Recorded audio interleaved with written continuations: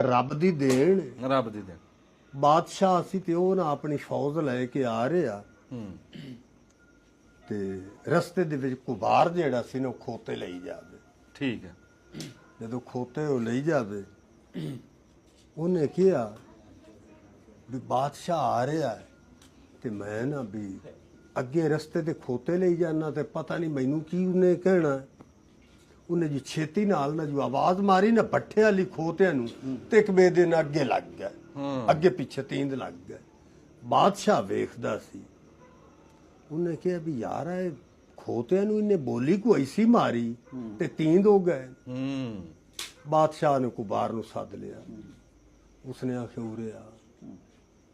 ਉਸਨੇ ਆਖਿਆ ਮੇਰੇ ਕੋਲ ਆਵਾਮ ਕਾਬੂ ਨਹੀਂ ਪਈ ਆਉਂਦੀ ਤੇ ਤੂੰ ਖੋਤੇ ਹਵਾਨ ਤੇ ਉਹਨਾਂ ਨੂੰ ਕੋਈ ਐਸੀ ਬੋਲੀ ਮਾਰੀ ਹੈ ਵੀ ਉਹ ਸਿੱਧੇ ਹੋ ਗਏ। ਉਹ ਸਿੱਧੇ ਹੋ ਗਏ ਤੇ ਤੈਨੂੰ ਨਾ ਮੈਂ ਬਾਦਸ਼ਾਹੀ ਦੇਣਾ।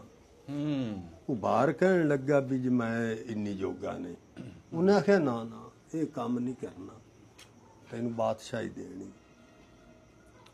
ਕੁਬਾਰ ਨੂੰ ਨੇ ਨਾ ਬਾਦਸ਼ਾਹ ਬਣਾ ਦਿੱਤਾ। ਜਦੋਂ ਬਾਦਸ਼ਾਹ ਬਣ ਗਿਆ ਕੁਬਾਰ ਸੋਚਿਆ ਵੀ ਮੈਂ ਵੇਖਾਂ ਹੁਣ ਹਿਸਾਬ ਕੱਢਾਂ ਲੋਕਾਂ ਦੇ ਵੀ ਕੀ ਗੱਲ ਹੈ ਕੀ ਬਾਤ ਹੈ, ਮਾਹੌਲ ਹੁਣ ਵੇਖਾਂ। ਉਹ ਬਾਦਸ਼ਾਹ ਨਾ ਉਹਨੇ ਕੱਪੜੇ ਕੁਪੜੇ ਬਦਲ ਕੇ ਨਾ ਇੱਕ ਦੁਕਾਨ ਤੇ ਗਿਆ, ਟੋਪੀ ਜੇਬ ਵਿੱਚ ਪਾਈ, ਸਿਰ ਦੀ ਸਿਪਾਹੀ ਵਾਲੀ ਥਾਣੇਦਾਰ ਵਾਲੀ, ਦੁਕਾਨ ਤੇ ਸੌਦਾ ਗਿਆ ਲੈਣ। ਉਸਨੇ ਕਿਹਾ ਵੀ ਗੱਲ ਦੀ ਗੌਰ ਕਰ। ਉਸਨੇ ਕਿਹਾ ਵੀ ਆ ਨਾ ਮੈਨੂੰ ਫਲਾਣਾ ਫਲਾਣਾ ਸੌਦਾ ਦੇ। ਉਹਨੇ ਜੀ ਸੌਦਾ ਦਿੱਤਾ। ਉਹ ਸੌਦਾ ਲੈ ਕੇ ਕੁਬਾਰ ਚੁੱਕ ਤੇ ਟੁਰ ਪਿਆ। ਉਸਨੇ ਆਖਿਆ ਭਾਈ ਪੈਸੇ। ਉਹਨੇ ਜਨਾਬ ਜੀ ਨੇ ਟੋਪੀ ਜਦੋਂ ਕੱਢੀ, ਉਹਨੇ ਆਖਿਆ ਤਾਂ ਥਾਣੇਦਾਰ। ਉਸਨੇ ਆਖਿਆ ਜੀ ਮਿਹਰਬਾਨੀ ਸਰ ਜੀ ਵੀ ਤੁਸੀਂ ਜਾਓ ਸੌਦਾ ਲੈ ਜਾਓ। ਉਹ ਲੈ ਤੇ ਨਾ ਆ ਗਿਆ। किराने वाली दुकान ते ना उसने एक ना सिपाही नूं भेजिया। उसने आख्या फलाना दुकानदार है तो उसनूं फड़ के ले जा। आ गया जी वो।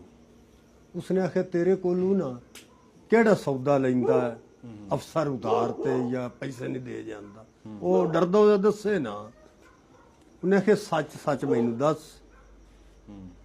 उन्हें जी ना ਦੱਸਿਆ ਜੀ ਫਲਾਣਾ ਨਾ ਥਾਣੇਦਾਰ ਹੈ ਤੇ ਉਹ ਮੈਥੋਂ ਸੌਦਾ ਲੈਂਦਾ, ਪੈਸੇ ਨਹੀਂ ਦੇ ਜਾਂਦਾ। ਉਹਨੇ ਆਪਣੀ ਫੌਜ ਗੱਲੀ, ਉਹਨੇ ਆ ਕੇ ਉਹ ਥਾਣੇਦਾਰ ਨੂੰ ਸੱਦ ਲਿਆ। ਥਾਣੇਦਾਰ ਨੂੰ ਸੱਦ ਲਿਆਂਦਾ।